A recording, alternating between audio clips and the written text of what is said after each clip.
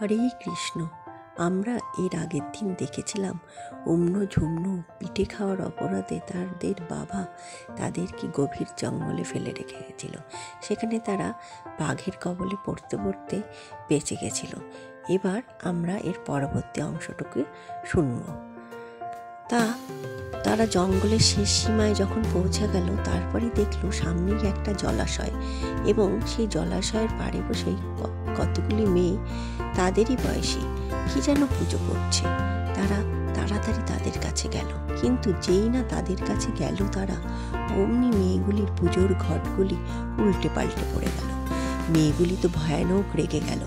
তারা বললে, কোথা থেকে এলে অলক্ষিত দল তোমরা? আমাদের ইতু পুজোর ঘটগুলো সব পড়ে গেল।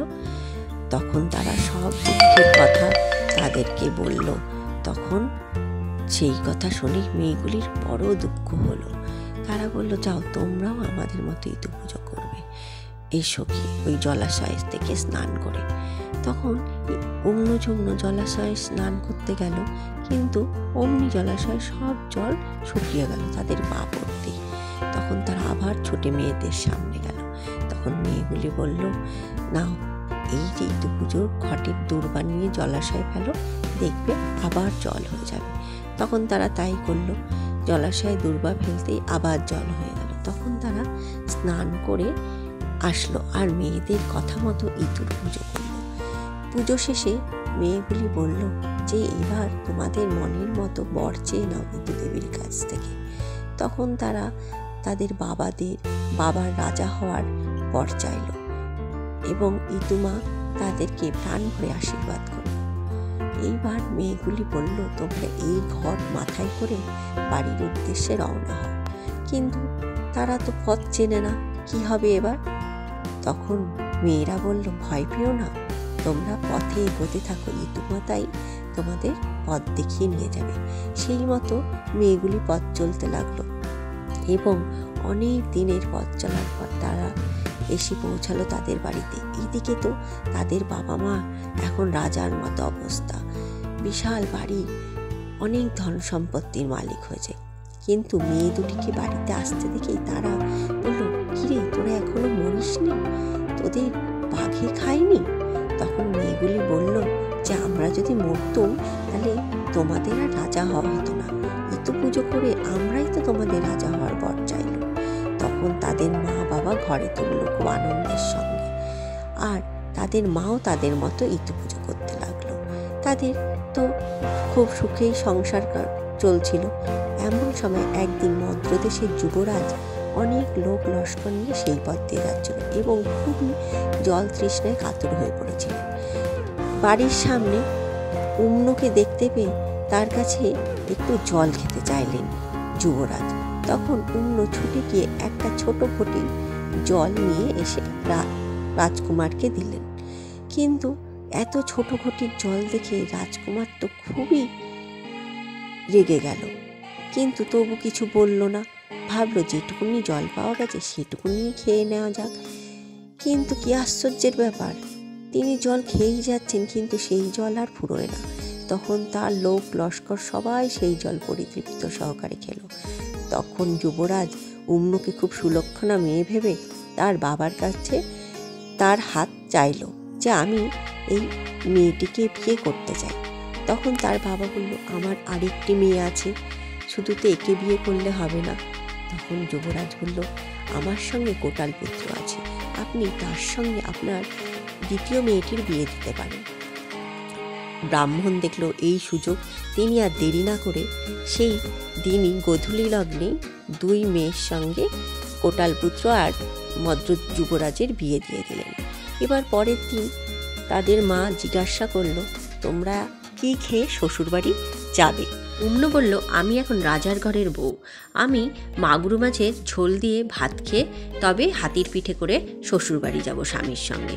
আর ঝুম্ন বলল, আজ অগ্রহায়ণের রবিবার, আমি ফল মিষ্টি নিরামিষ আহার করে তারপর ইতুর ঘট মাথায় করে হাতির পিঠে চড়ে স্বামীর সঙ্গে শ্বশুরবাড়ি যাব। তাদের দুজনের জন্য দুরকম খাওয়ার বন্দোবস্ত করা হলো। আর তারা যখন যেতে লাগলো, অম্ন যেই পথ দিয়ে যেতে লাগলো, তাদের রাস্তায় মড়ক, দুর্ভিক্ষ, এইসব অমঙ্গলের চিহ্ন দেখতে পেল ওরা। আর ঝুমনো যেই রাস্তা দিয়ে যেতে লাগলো সেখানটায় বিবাহ, অন্নপ্রাশন, এই রকম শুভ শুভ অনুষ্ঠান দেখতে দেখতে যেতে লাগলো।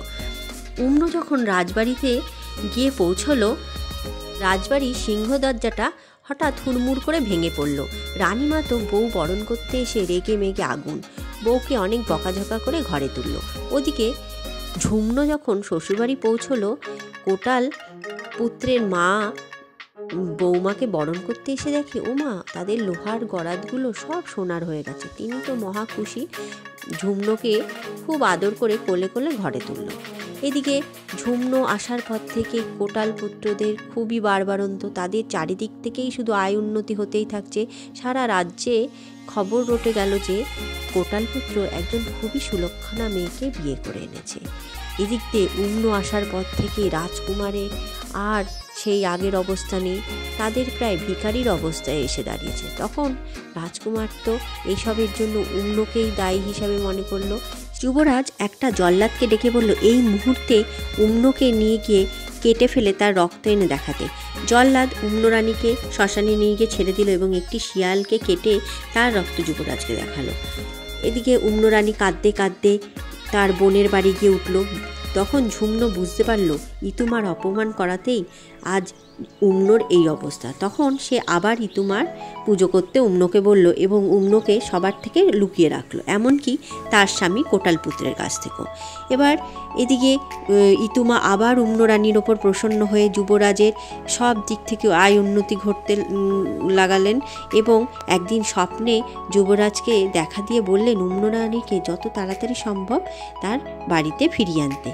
কিন্তু উম্নরানীকে এখন কোথায় পাওয়া যাবে, তাকে তো মেরে ফেলা হয়েছে। যুবরাজ এই চিন্তা করেই কোটালপুত্রকে তার সব কথা জানালেন। কোটালপুত্র চিন্তা করতে করতে বাড়ি আসলেন এবং ঝুমনোকে তার চিন্তার সব কথা বললেন। তখন ঝুমনো বলল যুবরাজ আবার উম্নরানীকে ফিরে পেতে পারে যদি তিনি আমাদের বাড়ির থেকে তার বাড়ি অবধি কলা গাছের বেড়া দিয়ে কড়ির জাংলা লাগিয়ে দিতে পারেন এবং সেইখান দিয়েই উম্ন রাজবাড়িতে ফিরে যাবে। যুবরাজ সেই মতোই কাজ করলেন। কিন্তু উম্নরানী যখন রাজপ্রাসাদে ফিরতে যাচ্ছিল তখন তার পা একটা দুর্বাঘাসে লেগে রক্ত বেরিয়ে গেল কেটে। তখন সেই কথা শুনে যারা রাস্তা পরিষ্কার করেছিল সেই 18 হাঁড়ির মাথা কেটে ফেলা হলো রাজকুমারের আদেশে এবং তাদের বুড়িমার চোখ উপড়ে নেওয়া হলো। এবার উম্নরানী তো রাজার বাড়িতে গিয়ে আবার ঋতু পুজো শুরু করলো এবং অঘ্রাণের সংক্রান্তিতে যখন ঋতুব্রত করছেন তখন এক উপসী রমণীকে খুঁজলো যে কিনা তার ব্রত কথা শুনবে। কিন্তু সারা রাজ্যে কোথাও উপসী রানী খুঁজে না পাওয়াতে তখন প্রহরীদের বলা হলো উপসী নারী খুঁজে আনার জন্য। তখন তারা এই বুড়ি হারিণীকেই উপসী জেনে খুঁজে আনলো। কিন্তু সে তো কিছুতেই ঋতুর কথা শুনবে না রানীর কাছ থেকে, কারণ সে বলছে তার জন্যই তার 18 ছেলের মাথা গেছে এবং তার নিজেরও চোখ নষ্ট হয়ে গেছে। কিন্তু উম্নরানী বলল বুড়িমা তুমি মন দিয়ে আমার ঋতুর কথা শোনো, তোমার আবার সব ফিরে পাবে। তখন সেই মতো বুড়িমা ঋতুর কথা শুনলো আর সত্যি সত্যি ইতুমার কৃপায় তার 18 ছেলে জীবন্ত হলো এবং তার চোখ ফিরে পেল। এইভাবেই সারা দেশে ঋতুর ব্রত প্রচলন হলো। সবাই জানলো যে ইতুমার পুজো করলে সবাই সব কিছু ফিরে পায়, নির্ধনের ধন হয়, অবিবাহিতের বিবাহ হয় আর নিঃসন্তানের সন্তান হয়। জয় ইতুমায়ের জয়।